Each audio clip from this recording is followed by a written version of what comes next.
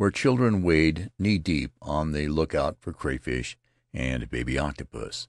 On the outer edge of the reef is steep too, dropping off almost at the perpendicular. It is difficult to realize, when one has been brought up on the friendly coast of America, that if a boat capsizes off these reefs, one must swim offshore and wait to be picked up; that it is wiser to chance the sharks than to attempt a landing in the surf, for the sea is breaking along the summit of a sunken cliff, jagged and sharp as broken glass, poisonous as the venom of a snake. They came out to us in a whaleboat. Riley, the supercargo, and I were the first to go ashore. As we pulled away from the schooner, a high-pitched argument began. One of the principal men of the island had come out as a passenger and was sitting beside me. He insisted that as they had got off safely from the boat passage, it was best to return the same way. The boat steerer disagreed. It was all very well to put out from the passage with a score of men to hold the boat until the moment came, and launch her out head on to the breakers. But now the situation was different. The passage was narrow. It must be entered just so, and a mishap might have unpleasant consequences in such a surf. The steersman had the best of it. He took us a quarter of a mile beyond the passage, and let his men rest on their oars off a place where the reef seemed a little lower than elsewhere. Each time we swung up to the crest of a swell, I got a look at the surf, and the prospect was not reassuring. Once or twice, as the backwash poured off in a frothy cascade, I caught a glimpse of the coral, reddish black, jagged and forbidding. Little by little we drew near the land, until the boat lay just where the waves began to tower for the final rush. The oarsman backed water gently.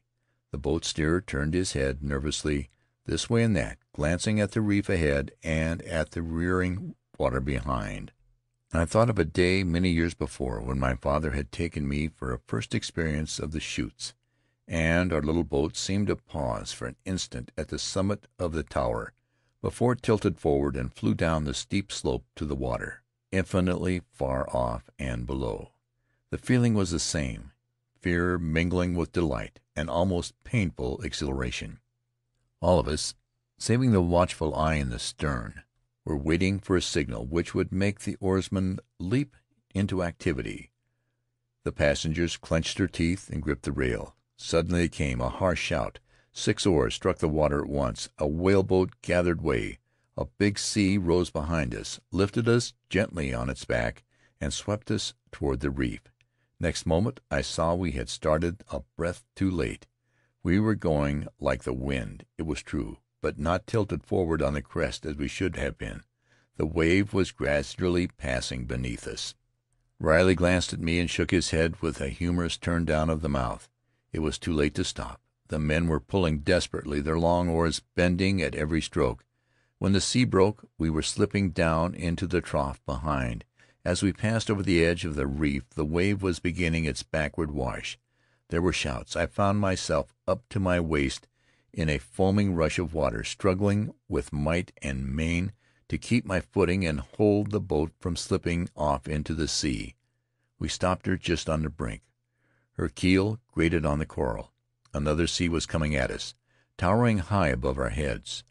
Riley, the supercargo, and I leaped aboard in response to a sharp command. The boys held her stern to the last. As they scrambled over the sides, the sea caught us, half swamping the boat and lifting her stern high in the air. She tilted wildly as her bow crashed on the coral, but a rare piece of luck saved her from turning broadside on. Next moment we were over the reef and gliding smoothly into the shallow water beyond. As I drew a long, satisfying breath, I heard Riley chuckle. "I think I'll get a job diving for shell," he remarked. "I'll swear I haven't breathed for a good 3 minutes." When we stood on the beach, a dozen men came forward, smiling, to greet their friend Faery. With a decently pronounceable name from the native standpoint, Riley has got off easily. I never tire of wondering what these people will call a white man. They seem to prefer the surname if it can be pronounced. If not, they try the given name, and Charlie becomes Terry or Johnny Tioni. If this fails, or they take a dislike to one, the fun begins. I have a friend who, unless he leaves the islands, will be called salt pork all his life, and I know another man, a second-rate colonial of the intolerant kind, who goes blissfully about his business all unaware that hundreds of people know him by no other name than pig dung. No doubt you have noticed another thing down here, the deceptive simplicity of address. In these eastern islands the humblest speaks to the most powerful without any title of respect, with nothing corresponding to our Mr. or Sir.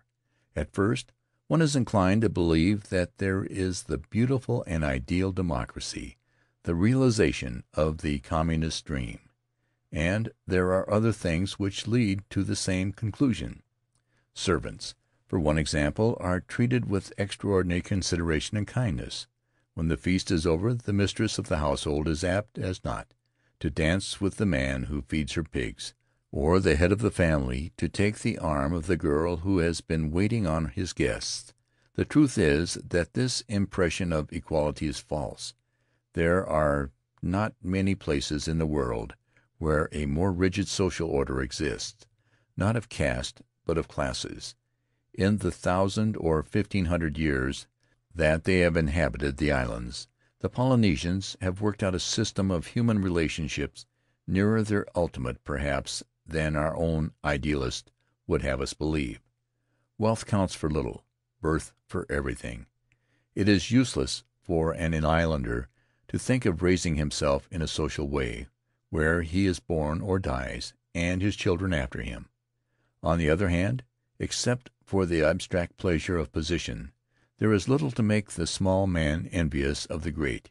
He eats the same food, his dress is the same, he works as little or as much, and the relations between the two are of the pleasantest. There is a really charming lack of ostentation on these islands, where everything is known about everyone, and it is useless to pretend to be what one is not. That is at the root of it all. Here is one place in the world, at least, where every man is sure of himself. We were strolling up to the path between the canoe houses when Riley stopped me. "Come and have a look," he said. "This is the only island I know of where you can see an old-fashioned double canoe." There were two of them in the shed we entered, under a roof, a battered galvanized iron, long, graceful hulls fashioned from the trunks of trees, joined in pairs by timbers of ironwood laid across the gunwales and lashed down with sinnet. They were beautifully finished, scraped smooth and decorated with carving.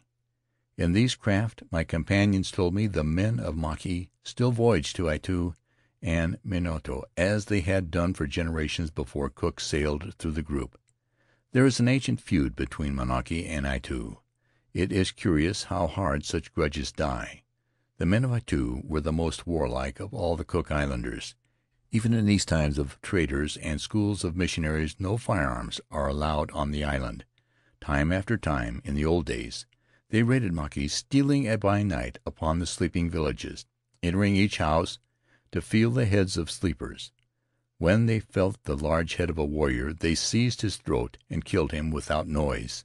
The children and women, the small heads and the heads with long hair, were taken back alive to Aitu. Terrible scenes have been enacted under the old ironwoods of Mauke, when the raiders, maddened with the heat of killing, danced in the firelight about the opened ovens and gorged on the bodies of the slain. For the Cook Islanders, excepting perhaps the people of Aitutaki, were cannibals as fierce as the Maoris of New Zealand, or the tawny savages of the Marquesas. Why should Aitutaki have bred a gentler and finer people? The group is not widely scattered as islands go. There must have been fighting and intermarriages for ages past. Yet any man who has been here long can tell you at a glance from which island a native hails. Even after my few weeks, I am beginning to have an eye for the differences. The Mangaian is typically the most distinct, recognizable at once by his dark skin, his wide, ugly mouth, his uncouth and savage manner. The full-blooded Rarotongan, who will soon be a rarity, is another type, handsome in a square-cut, liony way,